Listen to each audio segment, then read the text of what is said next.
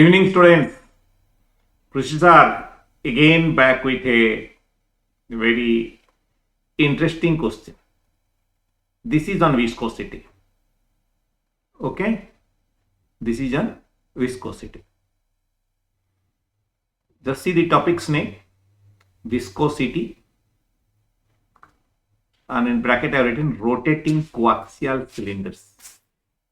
This is my name, my credentials. Are you going through my discussions or not? You'll learn a lot if you go through my discussion. Okay, एक question मैं viscosity से आप लोगों से पूछ रहा हूं. Two long coaxial cylinders, the length are long means what I mean, the length dimension is quite large compared to the radius. To long coaxial cylinders of radius r1, r2 have the annular space filled with a viscous liquid of coefficient of dynamic viscosity eta. देख लेते हैं. ये coaxial cylinder है, ये axis, दोनों का axis same है. एक का रेडियस r1 है, एक का radius r2, and the annular space between them is filled with a viscous liquid. That dotted, the green dotted line, that viscous liquid. Okay, length is quite large compared to the radius. I have shown the radius quite large for the clarity of diagram.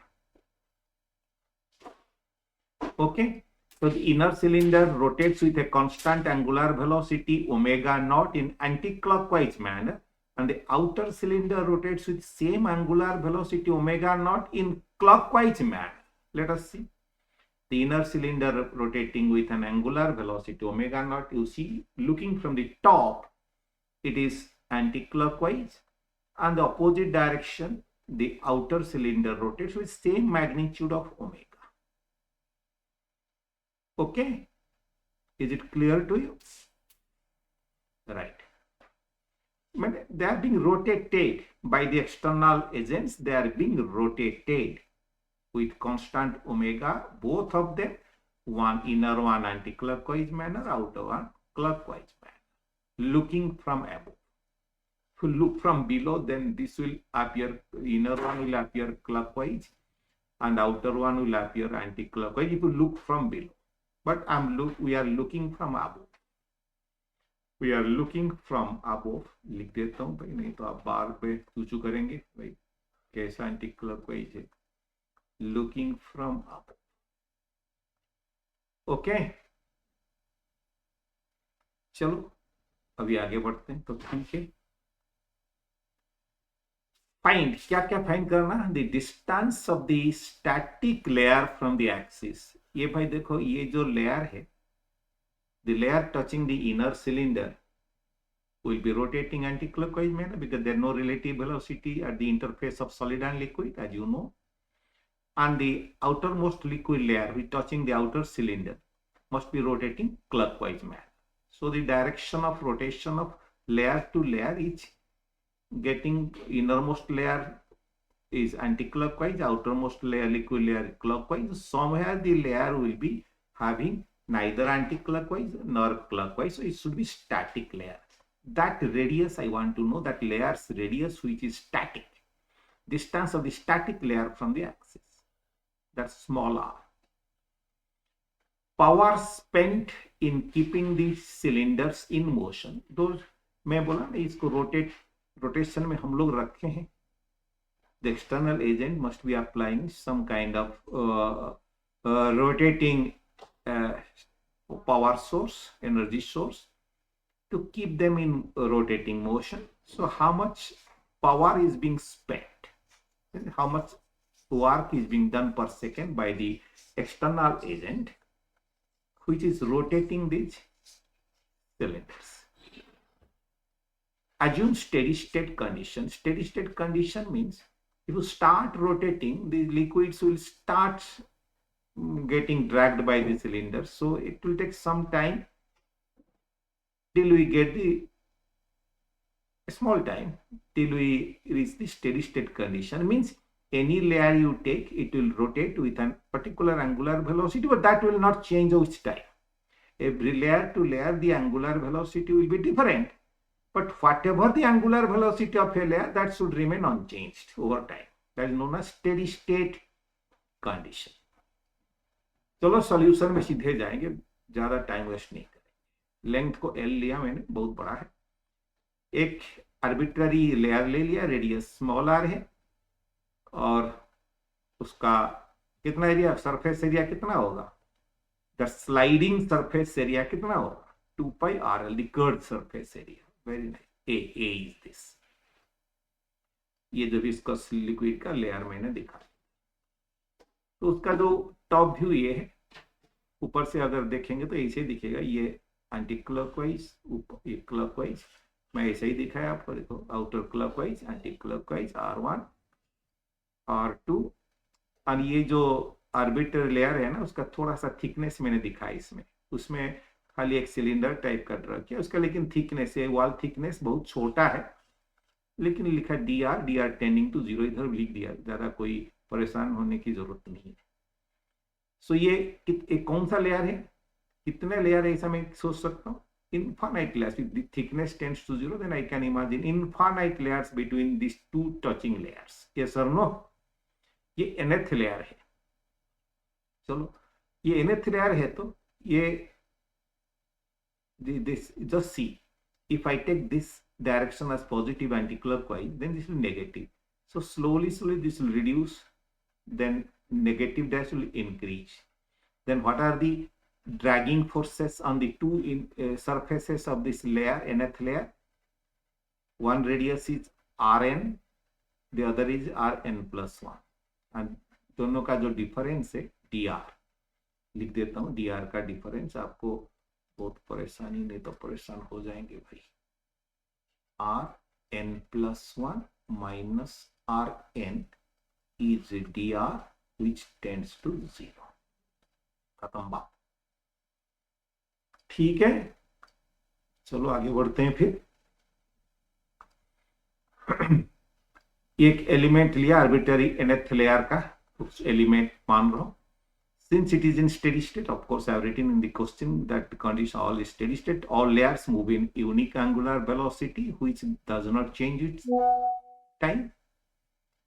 सबका angular velocity same नहीं है, लेकिन जिसका जो भी angular velocity वही रहेगा उसका over the period of time. तो उसका क्या फोर्स है, एक ये जो इसे उसको ड्रैगिंग करेंगे, सो एक Fn force anti clockwise manner act करेगा on this layer, and upper layer थोड़ा स्लोली जा रहे हैं। ये जो है, ये आउटर लिक्विड को ड्रैग करेगा, सो उसके ऊपर ड्रैगिंग फोर्स अपोजिट में रहेगा। सो उसके ऊपर जो फोर्स है, जो फ्रिक्शन फोर्स और विस्कस फोर्स है, Fn करके anti clockwise and Fn plus 1 clockwise, क्योंकि ये ऐसे जा रहा है, घूम रहा है इसे, तो ये उसको ड्रैग करेगा इनर लेयर, इनर लिक्विड को। सो इनर लिक्विड, ये sorry, okay, what I am saying, if इसे ड्रैग कर रहा है ये ओमेगा में, ये धीरे धीरे कम हो रहा है उसका। So this nth liquid will be dragged by the liquid below, so call that force is Fn, and which direction drag करेगा, anti-clockwise में, and this nth layer itself will try to drag the outer liquid, so outer liquid will drag it back is Fn plus 1 in clockwise manner। ये clear है ना? ये सबसे बड़ी बात है, इंपॉर्टेंट बात है, क्योंकि ये जो लेयर से इनर लिक्विड लेयर जो है nth एलिमेंट का, they are moving with a bigger velocity because it is going to reduce, then going to be negative from positive omega to going to be 0 somewhere, then it is again going to from 0 to negative। So it is getting decreasing, means out the inners जो liquid है वो faster move करे nth से, सो उसको drag करेंगे anti clockwise में। But nth is moving faster than the outer touching liquid, so it will outer touching liquid drag it back in clockwise direction. ठीक है, बस खत्म बात है ये. दैट मीन्स एक लिक्विड अगर if it is one the inner friction force is anti-clockwise, the outer has to be clockwise. Why? क्यों ऐसा होना चाहिए? क्योंकि जो टॉर्क है नेट टॉर्क जीरो होना जरूरी है, क्योंकि ये ओमेगा में जा रहा, कांस्टेंट ओमेगा में, कोई अल्फा नहीं है. अल्फा नहीं है तो टॉर्क जीरो होना चाहिए ना. F N R N and the other should be minus Fn plus Rn plus should be zero. Net torque should be zero. Net torque due to the friction on each elemental layer zero. ये friction क्या है? Liquid friction. That is we call it viscosity. मैं change कर देता हूँ क्योंकि नहीं तो फिर आप बोलेंगे भाई कौन सा फ्रिक्शन आ गई, कौन सी फ्रिक्शन की बात कर रहे? Due to viscosity.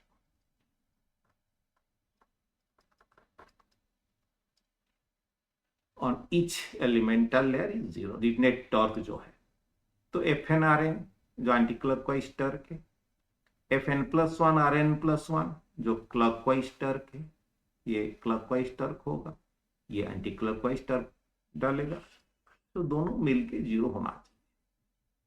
तो that means F N R N should be equal to F N plus one R N plus one. तो इसे nth एलिमेंट था तो मैं n minus one element, n minus second element, n plus one element, इसे सबके लिए same argument करूंगा. तो क्या रहेगा? F N R N is equal F N one R N plus F N plus two R N plus to, F one R one is equal F two R two, ऐसे रहेगा. Very simple. I could have taken one more layer also, laminar layer. Then I will say F N R N is equal F N N plus one R plus one is equal to F N F, then fn plus 1 rn plus 1 must be fn plus 2 rn plus 2 for the second layer.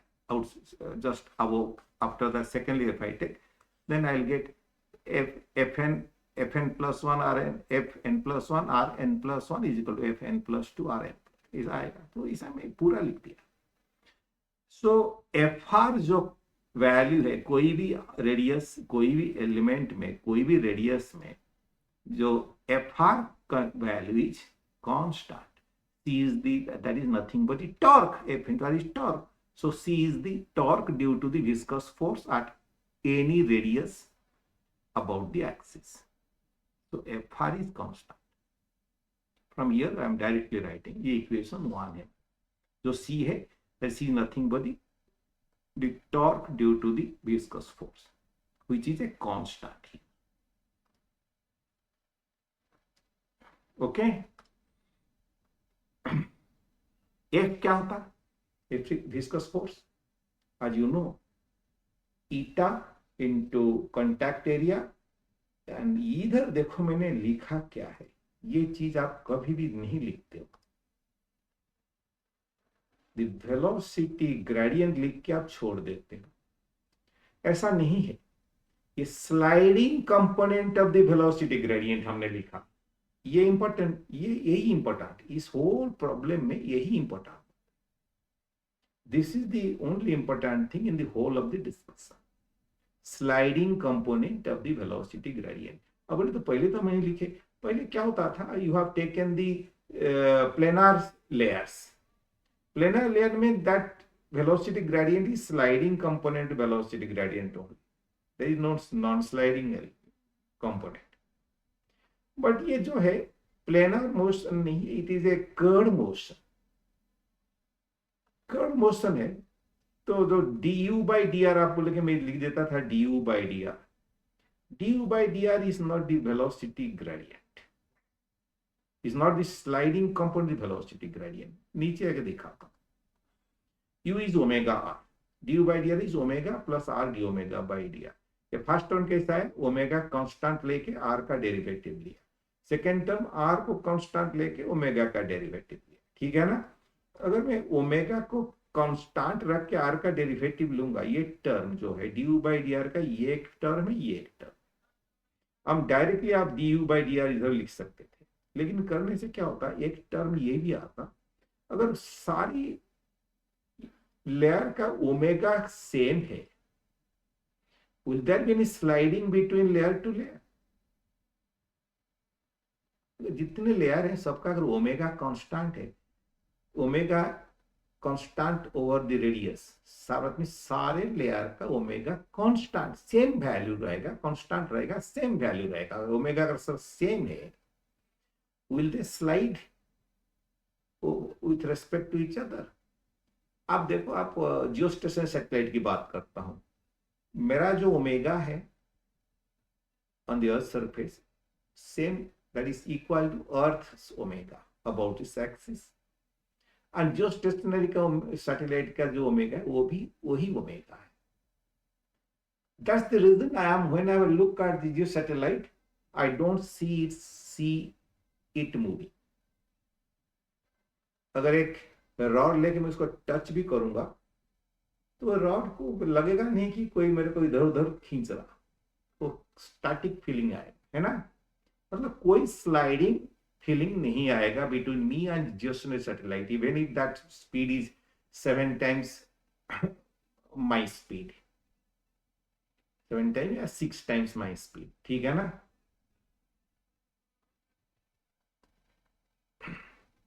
Seven times my speed होगा, mind is radius is 7, almost 7 hour or 6.85 hour.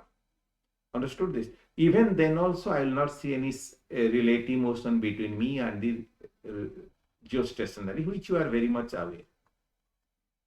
Okay? So ये जो term है आपका omega same रख के are को मैं derivative लिया, सबका ओमेगा अगर सेम है तो कोई स्लाइडिंग कट नहीं करेगा, स्लाइडिंग होगा when omega varies from R to R. So यही जो टर्म है, that is the sliding component of velocity gradient. Okay, that's what I've written. The first term does not contribute to the sliding between neighboring layers. I have explained it.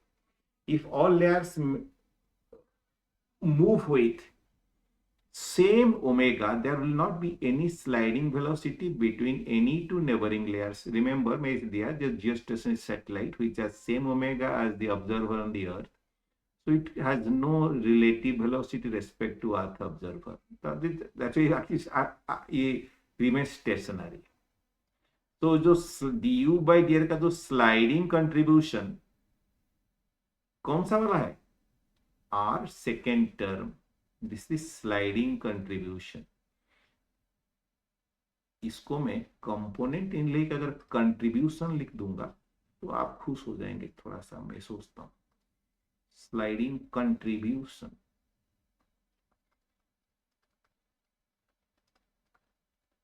Of the velocity gradient, ठीक है?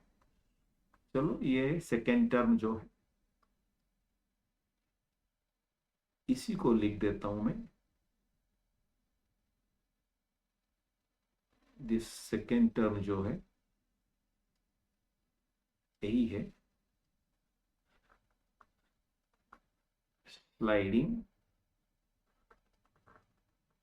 contribution of the velocity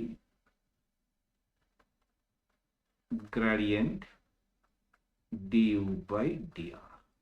okay, इसको ध्यान में रखो, book में कभी कभी लोग इनएक्यूरेट दे देते हैं, कुछ कुछ ठीक ही देते, चिंता नहीं करना। अभी समझ में आ गई ना ये बात? बस अभी हो गया, काम खत्म। So therefore du by dr sliding contribution is this. Okay, r d omega by dr। So friction viscous force कितना होगा? eta a du by dr sliding contribution, that eta 2 pi rl r into minus d omega by, I wrote minus d omega, if omega goes on in, omega increase with r, then I'll write r d omega by dr, but ये omega decrease हो रहा ना, omega naught से धीरे धीरे कम होते जाएगा, है ना? So since omega is decreasing with r, negative sign, as omega is decreasing as r is increasing, ठीक है? तो ये r d omega by dr की जगह minus r d omega by dr मैंने लिख दिया। So but friction force constant नहीं है, because what is constant from equation 1? F into r, the torque is constant at every radius, every element surface, the friction produces the same torque, तो F R is constant, ये तो F हो गया, उसका are multiply करो, R F is this, one more r I am multiplying, r with this value, r with this f. So this, since torque is constant c at any radius, so इसका जो क्या हो गया, eta into 2 pi to minus 2 pi eta l r q d omega by dr is constant. ये बहुत important point है। Okay, चलो आगे बढ़ते हैं। क्या करेंगे, ओमेगा के डी ओमेगा आर को सेपरेट कर दें, वेरिएबल सेपरेशन हो गए, एक साइड ओमेगा एक साइड आर, देन इंटीग्रेट कर दिया हमने। लिख देता हूं, नहीं तो फिर आप चूचू करेंगे फिर बाद में। इंटीग्रेटिंग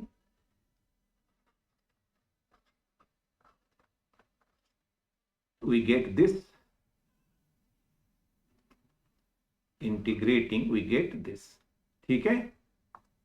ठीक है, आप कर देंगे डी आर बाई आर की इंटीग्रेट ना, minus one by minus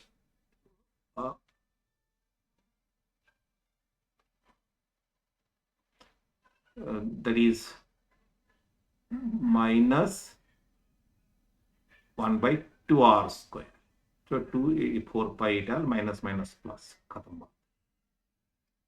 okay, r to the power minus 2 by minus 2, so that means 1 by minus 2r square, so minus minus plus 2 is into 2 4r square।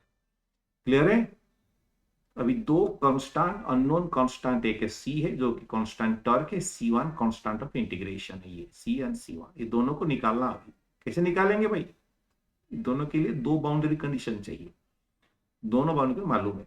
r is equal to r1, omega is omega naught, anti-clockwise positive, at r is equal to r2, omega is minus omega naught, because why, clockwise negative।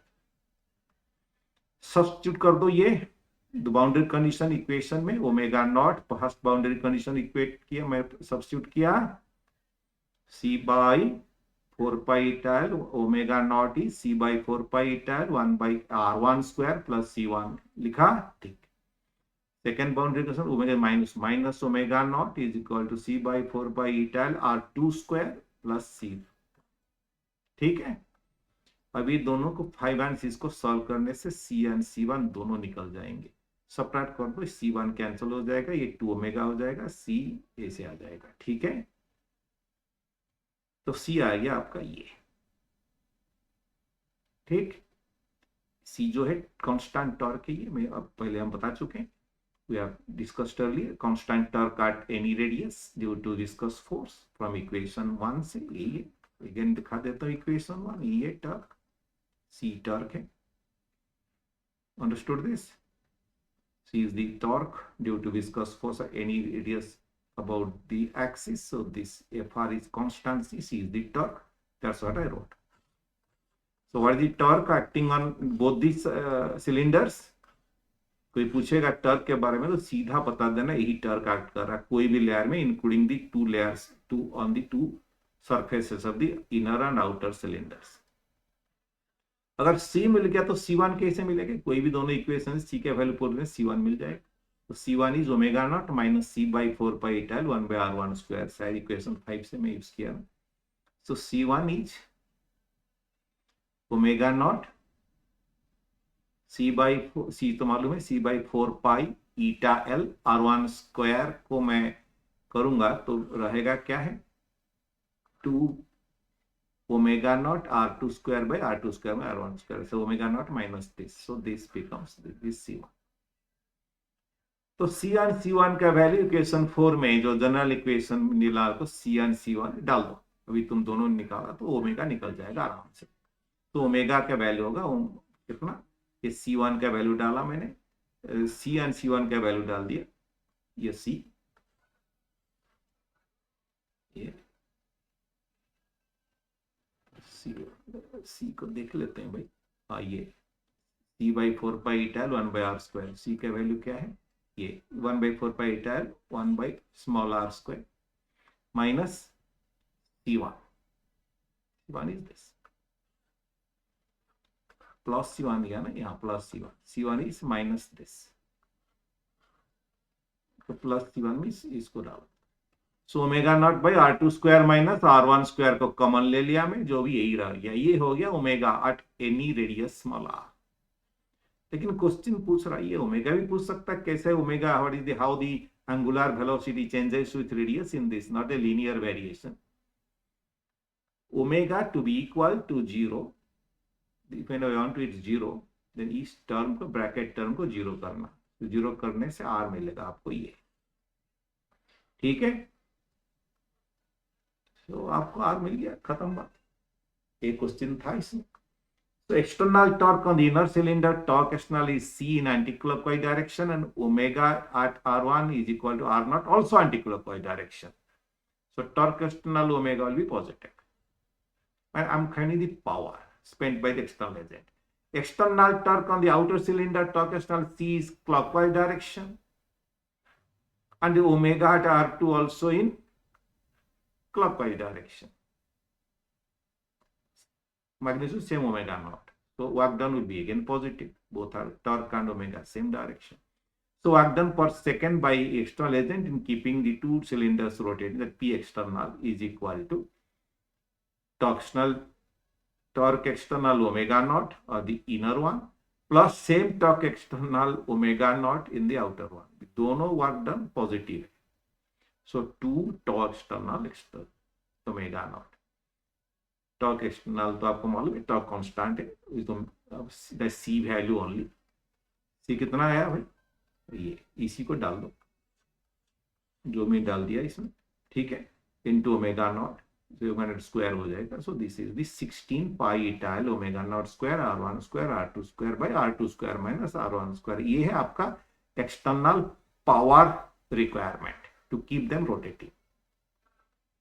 अगर ये R1 R है, R2 2R है, तो डालने से क्या रहेगा, ये 2R टू द पावर 4 रहेगा, ये 4R स्क्वायर मतलब 3R स्क्वायर, सो एक R स्क्वायर कट जाएगा, तो यही से रहेगा। डाल दो 2R, एक R2 को 2R, R1 को R लेके आप पावर एक्सटर्नल आ जाएगा। जस्ट मैं देता हूँ, ये 3R भी हो सकता है, R बाय 1.5R हो सकता है, मैं एक एग्जाम्पल लिया। If then the radius at the omega is at which omega is 0 is equal to R root 2, R1 is R, R2 is 2R, it is 4R square plus R square 5 root 5 R। बस ये करो, 2 ये root 5R, एक R कट जाएगा, so 2 root 2R by root 5, almost 1.265R होगा। Eta को 0.1 NS पर मीटर स्क्वायर लिया, L is 2 metre, R is 0.1 metre, 2R is 0.2 metre, R this is R1, R2 will be 0.2 metre, omega not is 10 radian पर second मान लो। What is P external, सीधा डाल देते हैं ये भाई, सारे डाटा में दे दिए। 64/3 pi eta L omega not square R square divided by 3, that 3 already I have written, so that becomes, ये कर जाएगा ये 0.1, so 12.8 पाई बाई 3 और 13.4 वाट, ठीक है। यही है आपका question, understood this.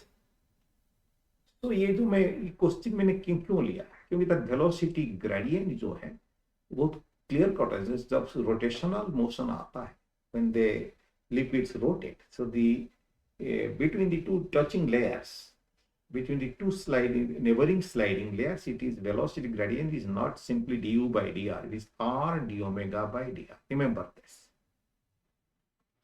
okay? Am I clear? आपको एक होमवर्क में देता हूं, और दोनों अलग अलग ओमेगा, अपोजिट ओमेगा नहीं हो, ओमेगा नॉट नहीं होके इनर का भी ओमेगा नॉट, आउटर का भी ओमेगा नॉट, सेम डायरेक्शन में, ठीक है। आपको फाइंड करना कि what will be the torque in steady state condition required to keep them rotating. Okay, ये करो और मेरे से पूछो अगर नहीं हुआ तो। am I clear? सो ये जो विस्कोसिटी प्रॉब्लम हमने आपके साथ डिस्कशन किया बहुत इंपॉर्टेंट है। वो जो वेलोसिटी ग्रेडियंट के बारे में कभी कभी जो गलत फहमी होती है, मैंने निकाल दिया उसको। आप अभी आराम से हैंडल कर सकते हैं, कोई चिंता की बात नहीं है। तो we will be again coming with discussing something else. Have a nice time. Build up your concept very carefully. All the best for your upcoming examinations. Your board examinations coming near. Maybe you will be slightly more busy with that. Even then also, whenever you have time, you go through this topic with all conceptual discussions, not like other channels where they discuss some problem, this, that. I build up some concept and evolve a question or a problem to explain that concept so that it will be easier for you. Understood this? Thank you all. Thank you all for your patience and attention, and try to get the maximum benefit out of it. Thank you all. We'll stop here. Good evening to all of you.